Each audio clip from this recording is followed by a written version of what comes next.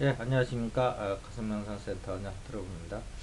예, 전판 시간에는 불교에서 탐진치를 소멸하는 방법에서 탐진치를 직접 소멸하려고 하는 것보다는 먼저 하나님 임재를 먼저 체험해서 우리가 그 전체성을 획득하고 난 다음에 그러면 그 전체성을 획득하고 나면 일단 표면의식 그 자체에서는 그 부족에 따른 그 가래에 따른 또 탐진치가 일어나진 않거든요. 그러면서 항상 마음의 이제 평안을 유지할 수 있는데, 그러니까 하나님이 임재했으니까 훨씬 더 우리 인간이 갖는 평안함보다는 영적인 평안함을 말씀드리는 거겠죠. 이제 그런 상태에서 수행을 하면서 탐진치를 멸해가는 것이 훨씬 그 습에 의한 탐진치, 우리의 그 표면의식에 드러나지 않는 내면의 그 잠재의식 무의식 속에 있는 탐진치를 소멸하는 것이 좋은 것이다, 이렇게 얘기를 했죠. 그 부분이 이제 점수가 되겠죠. 오늘은 그 수행자들이 궁금해할 거에 대해서 좀 말씀을 좀 드리겠습니다.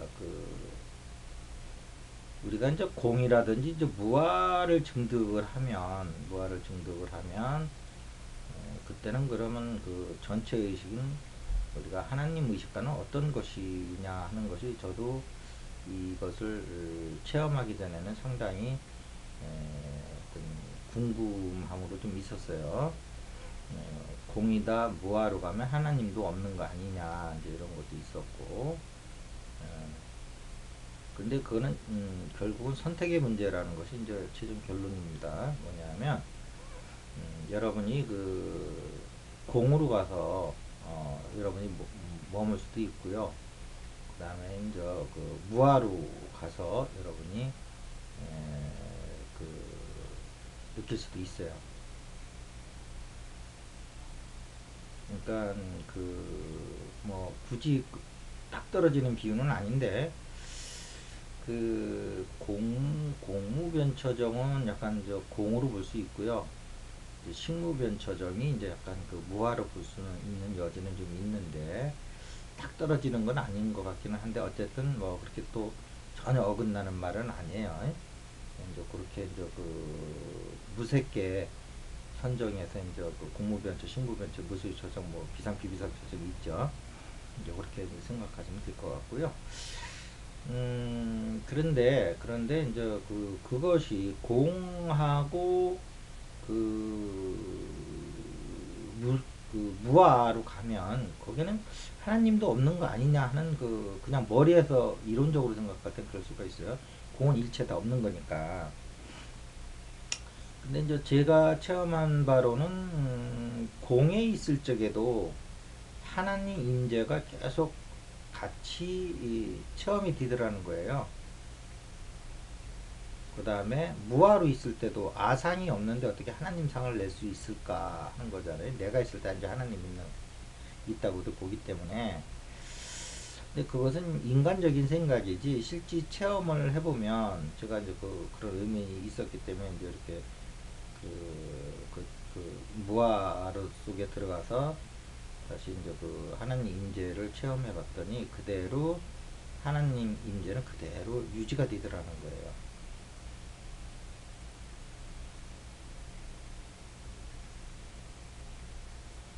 그 다음에 또 우리가 공이다, 무아다, 이런 어떤 체험을 지운 다음에 그냥 하나님을 체험할 수도 있고요. 그 다음에 또 공이다, 무아로 들어가서 하나님 임재를 체험 안 할 수도 있고요. 그러니까 이게 선택의 문제더라 하는 것을 여러분들에게 말씀드리겠습니다. 그런데 예를 들면 이제 공하고 무아를 체험할 때는, 예를 들면 그때는 우리가 그 바람에 그 그물에 걸리지 않는 바람처럼 자유로움을 느끼는 거죠. 그러니까 대자유인이 되는 거죠. 불교의 최종 목적이 대자유인 아니겠습니까? 그래서 거기는 이제 신에도 걸리지 않는다, 이런 어떤 자부심이 있는 거죠, 불교에. 그래서 충분히 인정을 해드려야죠. 그런데 우리 인간이라는 게 이렇게 간단하지가 않아요. 대자유가 있지만 거기는 왠지 허전함이 있어요. 허함이 있다고요. 허함. 자유로우면서도.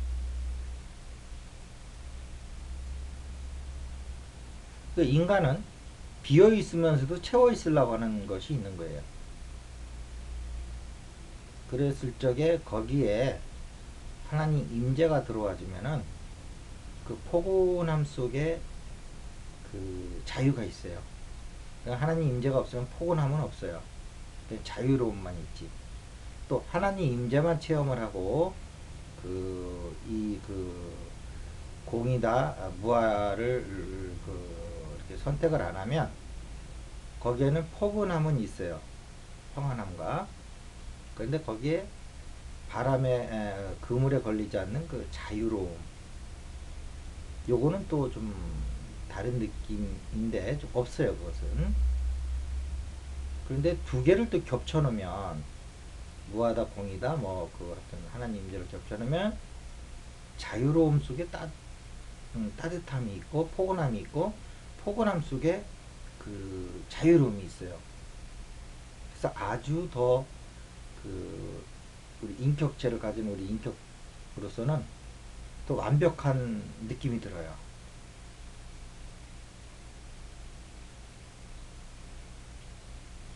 그래서 사실은 뭐 하나님 임재 체험하기도 힘들고 뭐 무아 체득하기도 힘든데 지금 뭐 두 가지를 어떻게 하라는 겁니까 하고 얘기할 수 있을지 모르겠지만 가슴 명상에서는 그게 그렇게 어려운 게 아니에요. 머리에서는 어렵죠.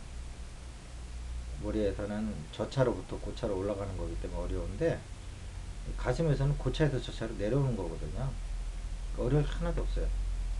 그래서 고차는 저차를 포함할 수가 있어요. 그래서 가슴에 있으면은 항상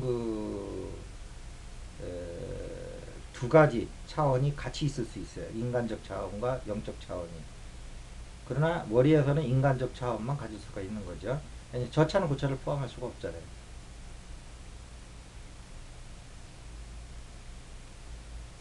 그래서 고차를 만들어 가지고 그 다음에 뭐 공으로 들어가든 무아로 들어가든 뭐 하나님 임재로 체험으로 들어가든 그것은 그 저차에서 올라가는 것보다 훨씬 쉽죠.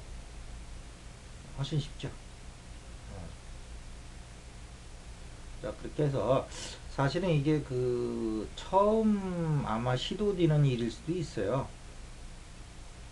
가슴은 원래 이렇게 뭐 앞에는 그 사람 있고 뒤에는 그 고유가 있기 때문에 우리 인간 세상으로 보면 그 기독교와 불교가 같이 있는 거거든요. 앞에는 기독교, 뒤에는 불교인데 사실은 이제 앞가슴이 나가서 기독교가 된 거고 뒤에 이제 그 고유가 나가서 이제 불교가 된 건데 사실은 모든 종교의 고향이 바로 가슴이다. 그래서 모든 그 종교와 신앙과 교회, 믿음은 가슴으로 들어와서 사실은 이제 마무리가 되는 거죠. 그래서 교회에다 사찰은 사실은 우리의 가슴을 바깥에다 형성화시켜 놓은 곳이다 라고 생각을 하시면 돼요. 이제는 바깥의 표상에서 실제인 가슴으로 들어왔을 때 여러분의 신앙과 믿음과 어떤 신앙생활이 이제 결론을 내겠죠. 바깥에 있는 사찰과 교회에서는 결론을 낼 수가 없는 겁니다. 그리고 우리가 머리에서 살 때 가슴이 닫혀 있을 때 이제 우리의 가슴을 상징적으로 바깥에다 이제 형상화시키고 상징화시켜 놓은 거기 때문에 결국 가슴으로 다시 돌아왔을 때 여러분들이 교회와 사찰이 이제 완성이 되는 거죠. 그래서 결국은 그 등 뒤에서 느껴지는 그 절대적인 어떤 자유, 또 그 공에서 오는 자유겠죠. 또 그 앞가슴에서 느껴지는 사랑, 하나님 임재라고 여러분들이 이제 생각하실 수 있는데 그 부분이 사실은 같이 또는 따로 우리 선택의 예가 자유자재로 체험되고 느껴지고 그런 존재가 될 수 있다. 그런 거니까 여러분들은 이왕 수행하는 김에 두 가지를 다 증득하셔서 두 가지가 항상 다 가슴에서 살아있는 그런 수행이 되길 바라겠습니다. 자, 오늘 이것을 마치겠습니다. 감사합니다.